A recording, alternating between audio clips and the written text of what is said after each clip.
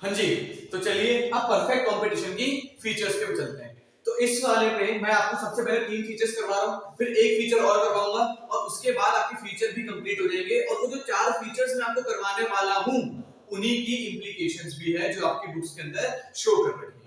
ठीक है, तो चलिए स्टार्ट करते हैं। सबसे पहले फीचर में सर परफेक्ट कंपटीशन का पहला फीचर ये बोलता है कि सर परफेक्ट कंपटीशन में बहुत सारे बायर्स होने चाहिए और बहुत सारे सेलर्स होने चाहिए। यही फीचर है, आपको लिखना है sir in perfect competition there are large number of buyers and large number of sellers. ये थी उसकी फीचर। बट क्वेश्चन पेपर में जो बनाने वाला है वो भी बेवकूफ तो है, उसको पता है इतनी सी चीज लिखने के तुम्हें मार्क्स तो देने वाला नहीं है। वो क्या पूछेगा, वो बोलेगा अच्छा ये बताओ परफेक्ट कंपटीशन में लार्ज नंबर ऑफ बायर्स और लार्ज नंबर ऑफ सेलर के इंप्लीकेशंस क्या है। इससे क्या होगा भाई मार्केट में, ये बता। ये तो हमें पता है क्योंकि तुमने अभी मीनिंग मुझे बता दिया कि बहुत सारे बायर्स होते हैं बहुत सारे सेलर्स होते हैं। अब ये बता कि उससे मार्केट में क्या प्रभाव पड़ेगा, मार्केट का प्राइस बढ़ेगा या घटेगा, ये कुछ भी नहीं होगा। क्यों नहीं होगा, ये सारी चीजें बता भाई। समझ रहे हो, तो उन सारी चीजों को हम लोग क्या बोलते हैं, इंप्लीकेशंस बोलते हैं। ठीक है, तो आइए स्टार्ट करते हैं। सबसे पहले बोले large number of buyers and large number of sellers. इधर देखो दो एरिया कर देता हूं। इस एरिया में ये लोग बहुत सारे बायर्स हैं, बहुत सारे बायर्स।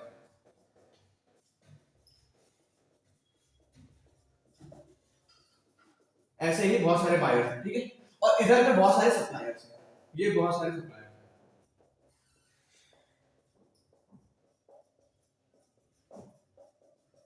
ये यहां पे मैं लिख देता हूं। इधर में ये है हमारे बायर्स और ये है हमारे सप्लायर्स। ठीक है, अभी आप लोगों ने पढ़ा था एक बायर के डिमांड को हम लोग बोलते हैं इंडिविजुअल डिमांड, याद आ रहा होगा। उसी तरीके से जब हम सब बायर्स को पकड़ लेते हैं भैया, सब बायर्स को पकड़ लिया तो उसको हम लोग बोलते हैं मार्केट डिमांड। वैसे ही जब मैं एक सप्लायर की बात करूंगा तो मैं बोलूंगा इंडिविजुअल सप्लायर, और जब मैं सब सप्लायर्स की बात करूंगा तो मैं बोलूंगा भैया मार्केट सप्लायर। अब सुनना, मैं बोलूंगा सर मार्केट में ना बहुत सारे बायर्स हैं। अभी ढंग से सुनो सर, मार्केट में ना बहुत सारे बायर्स हैं। अगर सर मार्केट में बहुत सारे बायर्स हैं तो एक बायर मार्केट डिमांड को इन्फ्लुएंस नहीं कर सकता। एक बायर मार्केट डिमांड को इन्फ्लुएंस ही नहीं कर सकता क्योंकि वहां पे बहुत सारे बायर्स हैं, एन नंबर ऑफ बायर्स। उसी तरीके से सर अगर मार्केट में बहुत सारे सप्लायर हैं तो कोई एक सप्लायर मार्केट की सप्लाई को इन्फ्लुएंस नहीं कर सकता। दैट मींस अगर सर वो मार्केट की सप्लाई को ही इन्फ्लुएंस नहीं कर पा रहा तो मार्केट के प्राइस को कहां से इन्फ्लुएंस करेगा। उसी तरीके से अगर एक बायर मार्केट की डिमांड को इन्फ्लुएंस नहीं कर पा रहा तो भैया मार्केट के प्राइस को कहां से इन्फ्लुएंस करेगा। दैट मींस अगर लार्ज नंबर ऑफ बायर्स हो और लार्ज नंबर ऑफ सेलर्स हो तो सर एक इकलौता बायर मार्केट डिमांड को इन्फ्लुएंस नहीं कर सकता, वैसे एक इकलौता सप्लायर मार्केट सप्लाई को इन्फ्लुएंस नहीं कर सकता, जिसकी वजह से ये प्राइस को भी इन्फ्लुएंस नहीं करते। और मार्केट में क्या होता है, market avail uniform price, market avail uniform price, market avail uniform price. Sir market के अंदर यूनिफॉर्म प्राइस होता है और ये प्राइस कौन दे रहा था, सर अभी तो पढ़ा, ये प्राइस आपको देगा या तो मार्केट या इंडस्ट्री। ठीक है सर, तो ये था अपना पहला implication, large number of buyers and large number of sellers. अब हम स्टार्ट करते हैं होमोजेनियस प्रोडक्ट से। अब होमोजेनियस प्रोडक्ट थोड़ा ढंग से देखो, ठीक है। अब होमोजेनियस प्रोडक्ट में आते हैं। अब होमोजेनियस प्रोडक्ट में देखो sir, homogeneous product sir size, colour, quality, अपना कह सकते हैं यूज, ईटीसी, जितनी भी चीजें हैं सब सेम है। मतलब सर प्रोडक्ट मान लो एकदम एज इट इज ही है, एज इट इज है।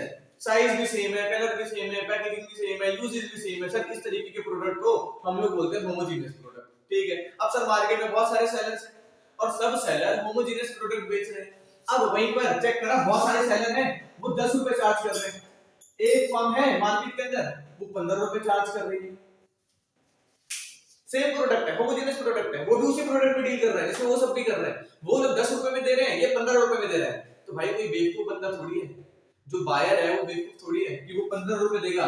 सेम चीज, same colour, same size, same quality, same use, सारी चीजें सेम है, वो बंदा 15 रुपए क्यों देगा, 10 रुपए देगा।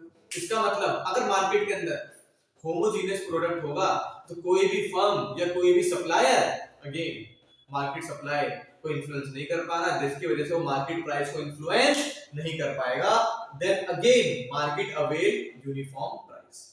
आई होप इसका भी आपको इंप्लीकेशन समझ में आ चुका है होमोजेनियस प्रोडक्ट का, कि सर प्रोडक्ट दिखने में, यूज करने में, सब चीजों में सेम है, तो कोई भी फर्म ज्यादा प्राइस कैसे चार्ज कर सकती है? अगर चार्ज कर भी रही है तो कोई भी बायर ज्यादा पैसे देगा नहीं, इसीलिए सर मार्केट में यूनिफॉर्म प्राइस रहता है, सप्लायर प्राइस को इफेक्ट नहीं कर पा रहा। यह है इसकी होमोजेनियस प्रोडक्ट की इंप्लीकेशन। अगला जो है, ये मैं थोड़ा सा इंपॉर्टेंट बोल देता हूं, देखो इंपॉर्टेंट तीनों है, मैं उसको थोड़ा सा इंपॉर्टेंट क्यों बोल रहा हूं, उसके पीछे रीजन है। वहां पे हमें 2-3 नए वर्ड सीखने को मिलते हैं, और जहां पे हमें 2-3 नए वर्ड सीखने को मिलेंगे हम कंफ्यूज हो जाएंगे, भाई पहला तो आता नहीं है, तू और सिखा दे, हम कंफ्यूज हो जाते हैं। और जब हम कंफ्यूज हो जाते हैं तो एग्जामिनर उसका फायदा उठा लेता है, और एग्जामिनर ये ना पूछ के ये पूछ लेता है। वो पूछ ये भी सकता है, मैं ये नहीं बोल रहा, मैं थोड़ी क्वेश्चन पेपर बनाया, मैं क्या बोल रहा हूँ कि इसको थोड़ा अच्छे से पढ़ना। अच्छे से पढ़ने का मतलब क्या है कि जो चीजें मैं आपको बताने वाला हूँ, अगर वो चीज आप पेपर में लिखोगे ना तो फुल मार्क्स। ये मेरे कहने के पीछे मतलब एक मोटिव है कि ये क्यों मैं इंपॉर्टेंट है। ठीक है, अब समझो भैया, जब बहुत सारे सप्लायर हैं, पहले से एक नया सप्लायर आ जाएगा, सप्लायर क्यों रोकेगा उसको? भाई पहले से इतने सारे तो भी आते हैं। उसी तरीके से जब मार्केट में पहले से बहुत सारे सप्लायर हैं, एक चला जाएगा तो क्यों रोके? भाई तू क्यों जा रहा है?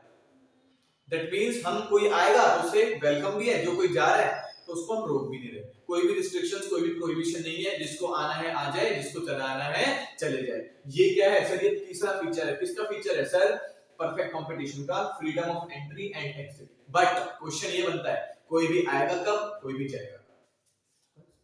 कौन कब आएगा भैया, कौन कब जाएगा, इसी को तो इंप्लीकेशन बोलते हैं। अब देखो कौन कब आएगा, कौन कब जाएगा, देखना, इसीलिए मैंने दो पार्ट में डिवाइड किया, एंट्री और एग्जिट। देखो अगर पहले से मार्केट के अंदर लोग एबनॉर्मल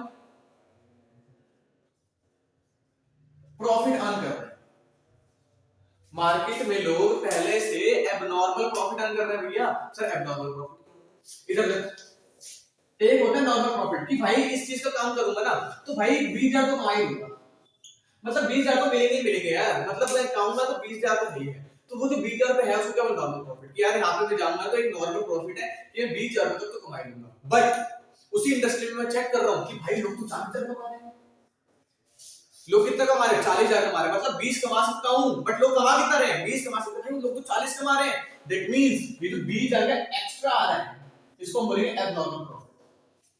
ये भाई 20 तो कमाते ही कमाता, 20 से ज्यादा कितना है सर? 20 से ज्यादा 20 और कमा रहा है, वो जो 20 ज्यादा कमा रहा है उसको क्या बोलेंगे? Abnormal profit. अब समझना आप लोग, इधर देखो सर, जब मार्केट के अंदर लोग एबनॉर्मल प्रॉफिट अर्न कर रहे हैं तो सर ये मोटिवेट करेगा अदर्स को, अदर सप्लायर को मोटिवेट करेगा कि भाई हम भी इस इंडस्ट्री में चलते हैं, अच्छा पैसा कमा रहे हैं। अब क्या होगा? अब सर लोग इंडस्ट्री में एंट्री करना स्टार्ट करेंगे। जैसे ही लोग इंडस्ट्री में एंट्री करना स्टार्ट करेंगे तो जो पहले से थे वो तो है ही है, प्लस और लोग भी आ गए। अगर वो लोग और आ जाएंगे तो सर वहां पर क्या होगा? सर मार्केट सप्लाई ज्यादा हो जाएगी, मार्केट डिमांड कम हो जाएगी। बिल्कुल सही, सप्लाई ज्यादा होगी क्योंकि जो पहले से थे वो तो सप्लाई करेंगे ही करेंगे, जो और आए वो भी करेंगे, तो उन दोनों को मिलाएंगे तो सर मार्केट सप्लाई ज्यादा हो जाएगी, मार्केट डिमांड कम हो जाएगी।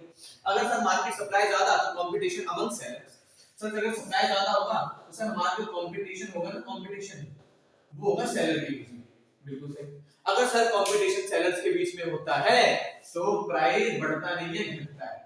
अगर प्राइस घटेगा तो ऑब्वियस सी बात है आपका जो प्रॉफिट है वो भी घटेगा, और प्रॉफिट घटेगा, आप देखो प्रॉफिट घटेगा मतलब अब वही एबनॉर्मल प्रॉफिट धीरे धीरे कहां पे आ जाएगा? Normal profit. ये है आपका implication of freedom of entry. आइए समझ में आ गया? फ्रीडम ऑफ एंट्री में क्या हुआ? मार्केट में पहले से लोग एबनॉर्मल प्रॉफिट कमा रहे हैं, इसको देख के बहुत सारे लोग मोटिवेट हुए, मोटिवेट होने के बाद वो लोग भी सोच रहे हैं हम मार्केट के अंदर आएंगे। अब वो भी मार्केट के अंदर आके एंट्री कर चुके हैं, एंट्री करा तो देखा गया मार्केट में सप्लाई ज्यादा हो गई और डिमांड कम हो गई, जिसकी वजह से कंपटीशन होने लगा सेलर्स के बीच में, और अगर सेलर्स के बीच में कंपटीशन होगा तो सर प्राइस कम होगा, वो प्राइस कम होगा, बिल्कुल सही है। अगर प्राइस कम होगा तो सर प्रॉफिट भी ओवरऑल कम हो जाएगा। अब सर ये प्रॉफिट कम होना स्टार्ट हो गया तो वही प्रॉफिट जो हमारा एबनॉर्मल था घटते घटते घटते घटते नॉर्मल प्रॉफिट पे आ जाएगा, और ये है आपका फ्रीडम ऑफ एंट्री की इंप्लीकेशन। अब हम लोग स्टार्ट करते हैं फ्रीडम ऑफ एग्जिट। अब एग्जिट की इंप्लीकेशन देखना आप लोग। अब देखो क्या हुआ, लोग आए, बहुत सारे आए। अब बहुत सारे लोग आने के बाद अब मार्केट के अंदर नॉर्मल प्रॉफिट कमा रहे लोग। नॉर्मल प्रॉफिट भी सोचते हैं चल ठीक है इतना तो मैं कमाता ही ना, चल इतना कमा रहा हूं जब तक मार्केट में रहता हूं। लोग मार्केट से निकलना कब शुरू हो जाएंगे, जब सर वो नॉर्मल प्रॉफिट भी नहीं कमा रहे, वो इससे तेजी चले गए, एबनॉर्मल लॉस में चले गए। अब ये बेचारे जो नॉर्मल प्रॉफिट कमा रहे वो भी नहीं कमा रहे, कहां पे आ गए, एबनॉर्मल लॉस पे आ गए। सर एबनॉर्मल लॉस पे आएंगे, बोले भाई चलो बुरे बिस्तर बांध दो, निकलो मार्केट से। अब वो निकल रहे हैं मार्केट से।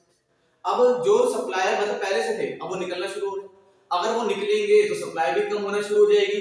अगर सर सप्लाई कम होना शुरू हो गई तो सर अब तो मार्केट में सप्लाई कम और मार्केट में डिमांड ज्यादा। बिल्कुल सही, अब तो सर सप्लाई कम हो गई क्योंकि सप्लायर तो सब चले गए और डिमांड ज्यादा हो गई। अगर सर मार्केट में डिमांड ज्यादा हो जाएगी तो कंपटीशन जो है इस बार कंपटीशन सप्लायर्स के बीच में नहीं, बायर्स के बीच में होगा।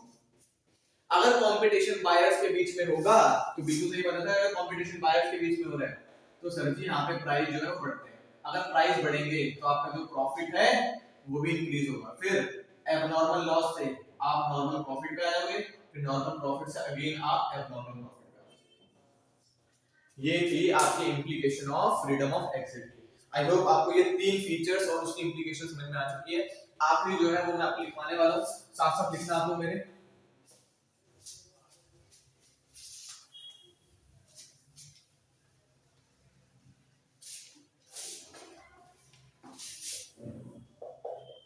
perfect